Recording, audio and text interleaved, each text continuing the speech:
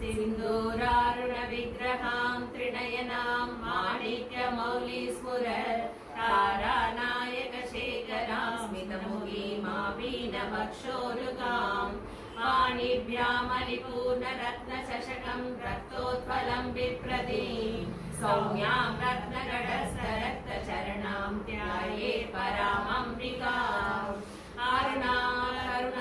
करुणातरङ्गिताक्षीं कृतपाशाङ्कुशपुष्पबाणचापाम् अणिमादिविरावृतां मयूगैरहमित्येव विभावये भवानीं ध्यायेत् पद्मासनस्थां विकसितवदनां पद्मपत्रायताक्षीं हेमापाङ्गीरवस्त्रां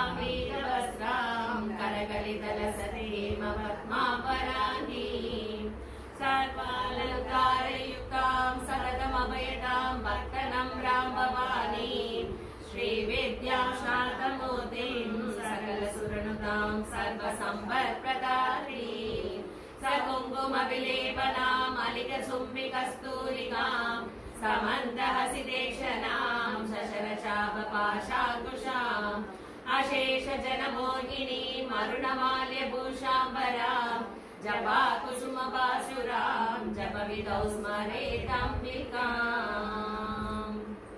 ॐ ऐं ह्रीं श्रीं ॐ श्रीमाता श्रीमहाराज्ञी श्रीमत्सिंहासनेश्वरी